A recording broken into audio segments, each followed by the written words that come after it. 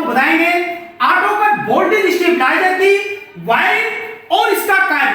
तो यहां पर हम आपको सबसे पहले एक ऑटो कट वोल्टेज स्टेबलाइजर से परिचय करा रहे हैं। इस टाइप का आपके पास कोई auto cut voltage stabiliser repair होने के लिए आता है तो आप इसे बहुत ही आसानी से बना सकते हैं।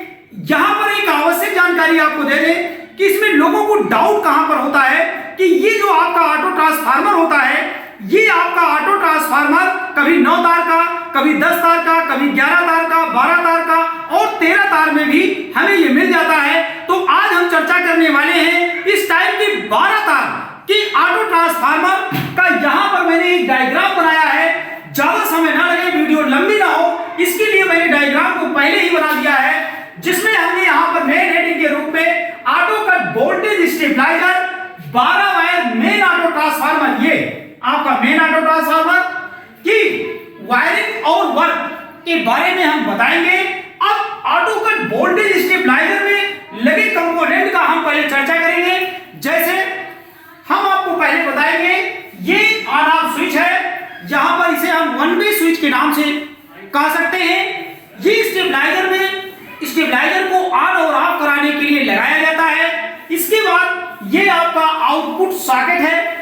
ये आपका आउटपुट सॉकेट स्टेबलाइजर में वोल्टेज को यहीं से आउट कराया जाता है, जहां से हम अपने घर का लोड उपकरण जोड़ देते हैं। इसके अलावा आप देखेंगे यहां पर 2 एलईडी लगी होती है, जो एलईडी एक रेड है और एक ग्रीन है। तो ये रेड और ग्रीन एलईडी, यहां पर रेड एलईडी कब काम करती है और ग्रीन एलईडी कब काम करती है, तो हम आपको बता दें कि ये रेड और ग्रीन एलईडी होती है।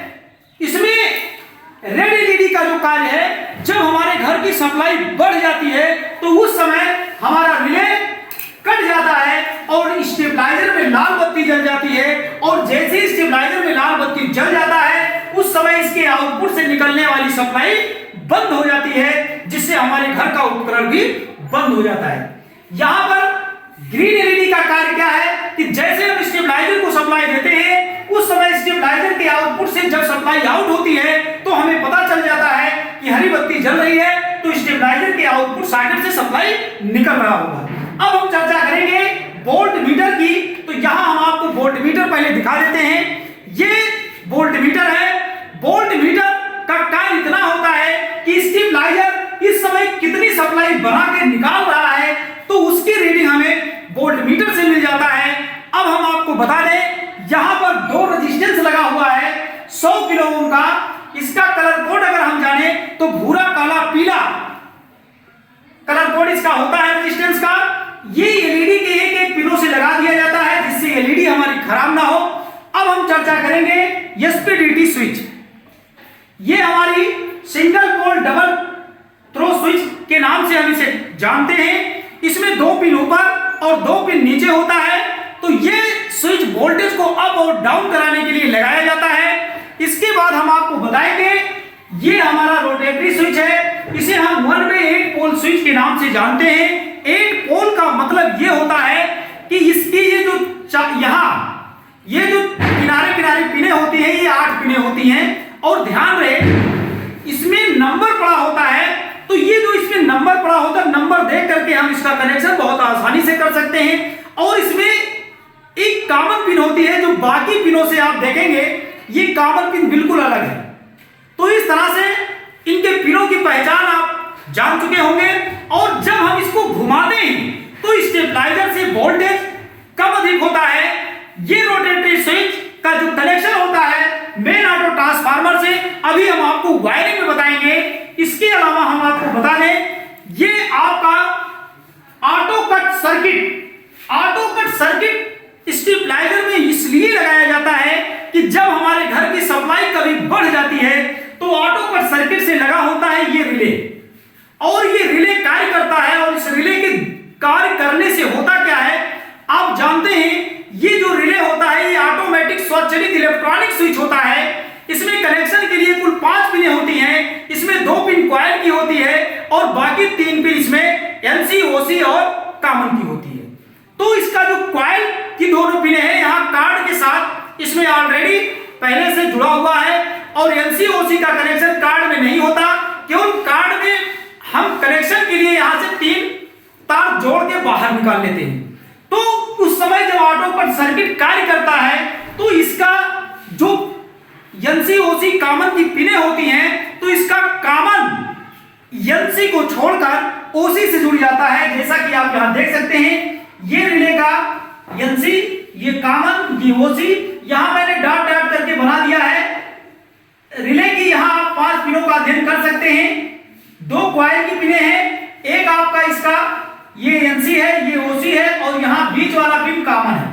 और इन तीनों पिनों को प्रिंट के द्वारा भी यहां पर तार से जोड़ दिया गया है, कनेक्शन किया गया है। तो जब रिले मेरा कार्य करता है तो इसका कॉमन एनसी को छोड़ देता है और इसका कॉमन ओसी से जुड़ जाता है। उस समय ओसी से रेड एलईडी का कनेक्शन होता है और स्टेबलाइजर में वोल्टेज जैसे बढ़ जाता है तो लाल बत्ती जल जाती है और लाल बत्ती के जल जाने से आउटपुट से सप्लाई निकलना बंद हो जाता है। तो कार्ड का केवल इतना कार्य होता है कि जब हमारे घर की इनपुट सप्लाई बढ़ती है तो उस समय जैसे हमारे घर की इनपुट सप्लाई बढ़ती है तो इनपुट सप्लाई के बढ़ने से ये कार्ड कार्य करता है, रिले ऑन हो जाता है और आउटपुट से निकलने वाली सप्लाई बंद हो जाती है, लाल बत्ती जल जाती है। तो कार्ड का कार्य आप समझ चुके होंगे। अब हम आपको बताएंगे यहां पर ये आपका ऑटो ट्रांसफार्मर, ये आपका जो ऑटो ट्रांसफार्मर होता है, ये ऑटो ट्रांसफार्मर के बारे में यहां आप समझ सकते हैं। ये EI कोर से बना होता है, इसमें वाइंडिंग होती है और एक ही ट्रांसफार्मर से कनेक्शन के लिए इसमें कई तार आप देख सकते हैं। एक ही ट्रांसफार्मर से कई तार बाहर निकाल दिए जाते हैं, तो इसमें अलग अलग वाइंडिंग होती है। अब इसमें जो तार निकले होते हैं, तारों की पहचान करना थोड़ा सा कठिन लोगों को हो जाता है। तो मैं आपको इसमें बताऊंगा कि कभी भी आपको 12 तार का कोई स्टेबलाइजर मिल जाता है कि जिसमें ऑटो ट्रांसफार्मर 12 तार का लगा है, तो उसमें आपको मिलेगा ऐसे 12 तार, जिसमें 2 तार अलग मिलेगा कंटिन्यूटी, 2 की कंटिन्यूटी आपस में बताएगा और 8 तार की कंटिन्यूटी आपस में बताएगा। तो यहां एक बाइंडिंग का नाम पहले हम बताएंगे। ये आपका प्राइमरी कॉइल है, ये आपका 018 ऑटो कट सर्किट को कार्य कराने के लिए बाइंडिंग इसमें बनाया गया है। और ये जो 1 नंबर से 8 नंबर के वायर को आप देख रहे हैं, ये सेकेंडरी बाइंडिंग होती है। इसका कनेक्शन रोटेटरी स्विच से हम चाहें तो सीरियल वाइज भी कर सकते हैं और चाहें तो इनका कनेक्शन विपरीत क्रम में जोड़ दें। तो यहां पर जोड़ने का जो तरीका है, लोगों को ज्यादा डाउट रहता है कि इसको कैसे हम यहां से एक माने या यहां से, क्योंकि इस पे नंबर नहीं लिखा होता है। तो जब नंबर नहीं लिखा होता है तो अधिकांश होता क्या है कि हमें ये डिस्टर्ब कर देता है। तो आज इसका हम सरल उपाय आपको बताएंगे। आप एक यहां से मानो या एक यहां से मानो, सीरियल वाइज ला करके इस पे नंबर पड़ा होता है, आप इस पे जोड़ सकते हैं।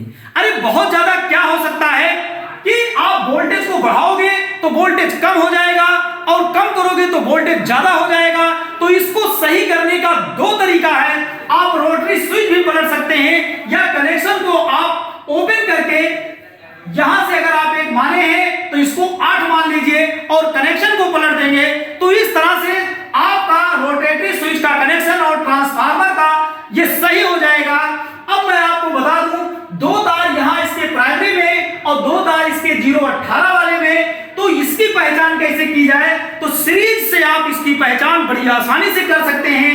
018 में रेजिस्टेंस बहुत कम होता है, इसको जब आप चेक करोगे तो इसमें बल्ब आपका बहुत तेज जलेगा और जब प्राइमरी को चेक करेंगे तो इसमें बल्ब बहुत स्लो ग्लो करेगा। तो हमें पता चल जाएगा, क्योंकि प्राइमरी का रेजिस्टेंस ज्यादा होता है, इसमें रेजिस्टेंस ज्यादा होने से बल्ब कम जलेगा, इसका रेजिस्टेंस कम है इसलिए इसमें बल्ब बहुत तेज जलेगा।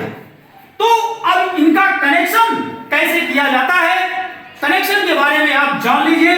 बहुत आसान है, थोड़ा समय ज्यादा लग सकता है, लेकिन कनेक्शन आपको एक बार समझ में आ गया तो किसी दूसरे के काउंटर पर आपको मदद लेने की जरूरत नहीं होगी। यहां आप देखिए, किसी भी वोल्टेज स्टेबलाइजर का जब हम कनेक्शन करते हैं तो सबसे पहले न्यूट्रल तार को दौड़ाते हैं, उसके उसके बाद फेज तार को जोड़ते हैं। तो हम सबसे पहले न्यूट्रल की वायरिंग करेंगे। तो न्यूट्रल मेन लीड का न्यूट्रल वाला तार आपको सबसे पहले कहां देना है, आप देख सकते हैं ये आपका आउटपुट सॉकेट, इसके एक पिन से न्यूट्रल का एक तार जोड़ेंगे और यही न्यूट्रल यहां से निकालकर वोल्ट मीटर से निकालकर दोनों एलईडी का एक एक पिन आपस में जोड़ देंगे। और यही न्यूट्रल आपका जब यहां से और आगे बढ़ेगा तो ये सीधे आपका यहां से निकल करके ऑटो ट्रांसफार्मर के प्राइमरी में दो तार है, दोनों में से आप किसी एक से जोड़ दीजिए तो एक खाली हो जाएगा। तो एक तार से इस तरह से न्यूट्रल जोड़ देना है। न्यूट्रल इसके अलावा आपको कहीं नहीं देना है। अब हमें क्या करना है, मेन लीड का ये फेस और ये मेन लीड का फेस आना स्विच पे, और जैसे स्विच को मैं ऑन करता हूं इसके दूसरे पिन से फेस निकलेगा और यहां से आपका जैसे फेस निकलेगा ये फेस आपका चला जाएगा रोटेटरी स्विच के कॉमन से। अब यहां पर जैसे आप इसके कॉमन से फेस को जोड़ देते हैं तो उस समय क्या होगा, अब आपका फेस और कहीं नहीं जुड़ेगा। अब इसके बाद आपको क्या करना है, इसके बाद रोटरी स्विच के पिन नंबर 1 से 8 की पिनों का कनेक्शन ट्रांसफार्मर से ऑटो ट्रांसफार्मर से जोड़ देना है। और जोड़ देने के बाद आपको 1 और 8 से 2 तार यहां से और बाहर निकाल लेना है। और निकाल लेने के बाद ये आपकी जो एसपीडीटी स्विच है इसमें देखेंगे 2 पिन ऊपर 2 पिन नीचे होता है। तो यहां पर एक आवश्यक जानकारी मैं आपको दे दूं कि जब बाजार से इसे खरीद के लाते हैं तो इसमें ये तार नहीं जुड़ा होता, आपको इसमें तार एक से एक जंपर मार देना है। तो ये किनारे वाली पिन खाली रहेगी और खाली वाले पिन से आपको अपने रोटरी स्विच का 1 और 8 का तार जोड़ देना है। और एक बात मैं बता दूं, अगर ये तार आप सोच रहे हो कि कौन किसमें जुड़ेगा तो कोई बात नहीं, आप चाहे जो चाहे जिसमें जोड़ दीजिए। क्या होगा, आप बढ़ाएंगे तो घट जाएगा, घटाएंगे तो बढ़ जाएगा, यानी अप करेंगे डाउन हो जाएगा, डाउन करेंगे तो अप हो जाएगा, और कुछ नहीं होगा। अब आपको मैं बता दूं जिसपे आपने जंपर जोड़ दिया है यहां आप देखेंगे यहां से तार 2 जगह निकल रहा है। अब इसका एक पिन इसके एक पिन से जो ये तार आपका बाहर जा रहा है, हम इसकी चर्चा पहले कर लेते हैं। ये जो तार आपका निकल रहा है, ये तार यहां से कहां से निकल रहा है, एसपीडीटी स्विच के, इसको कॉमन हम कहते हैं। जब जंपर लग गया तो ये कॉमन पिन कहलाता है और इसके कॉमन से ये सप्लाई आपकी निकल करके सीधे रिले के कॉमन से आपको जोड़ देना है।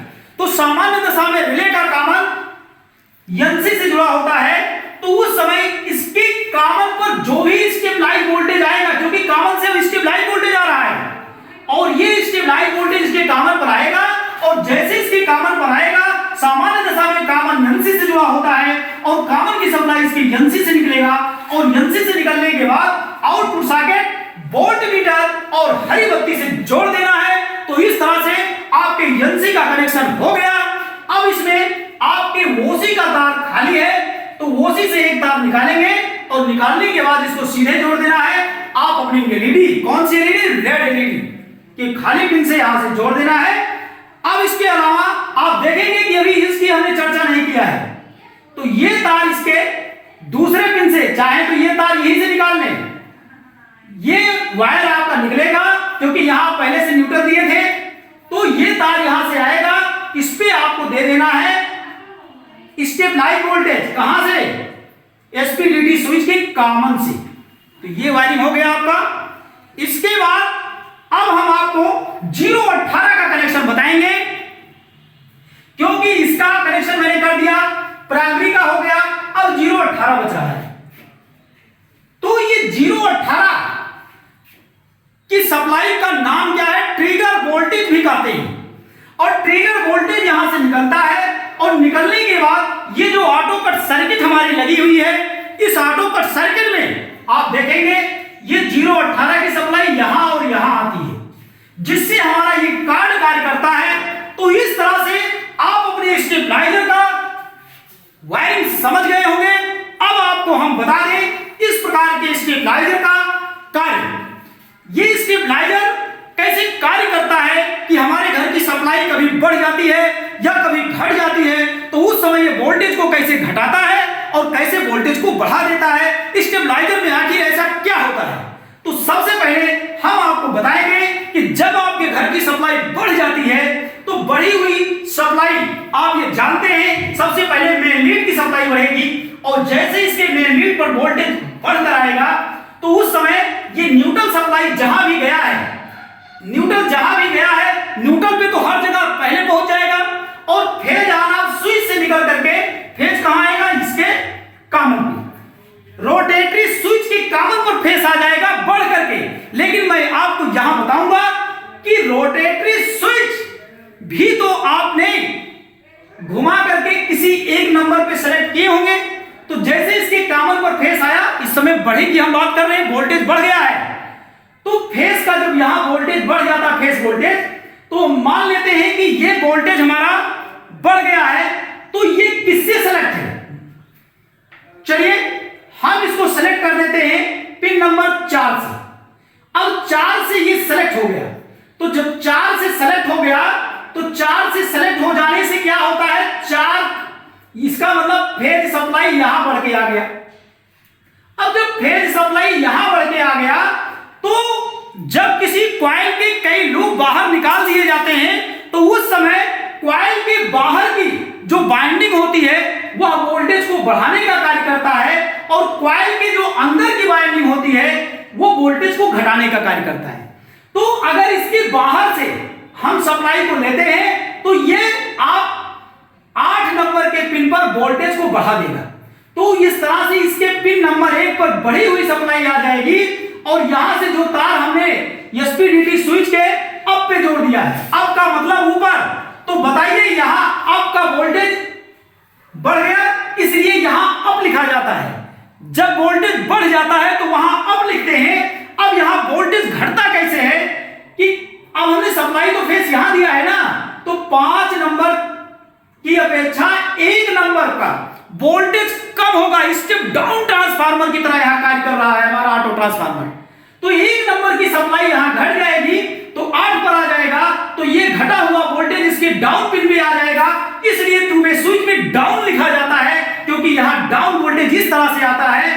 तो आप समझ गए होंगे कि अप और डाउन लिखा क्यों जाता है और ये वोल्टेज कैसे कम और कैसे ज्यादा आता है।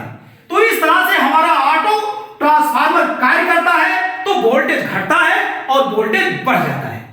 तो जानकारी इस तरह से आपको हो चुकी होगी कि हमारे स्टेबलाइजर में वोल्टेज कैसे घट जाता है और वोल्टेज कैसे बढ़ जाता है। और मैं आपको बता दूं, ऑटो कट ये जो सर्किट है, इस सर्किट का कार्य इसके पहले अभी हम बताए हैं कि वोल्टेज के अधिक होने पर इसका रिले कट जाता है और रिले के कटने से इसका कॉमन एनसी को छोड़ देता है और ओसी से जुड़ जाता है और ओसी से केवल रेड एलईडी का कनेक्शन होता है।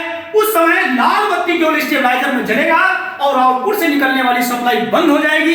तो मेरे ख्याल से वायरिंग और कार्य आपको समझ में आ गया होगा। जानकारी आपको अच्छी लगे तो हमें सपोर्ट के लिए वीडियो को लाइक और सब्सक्राइब करें। Thank you.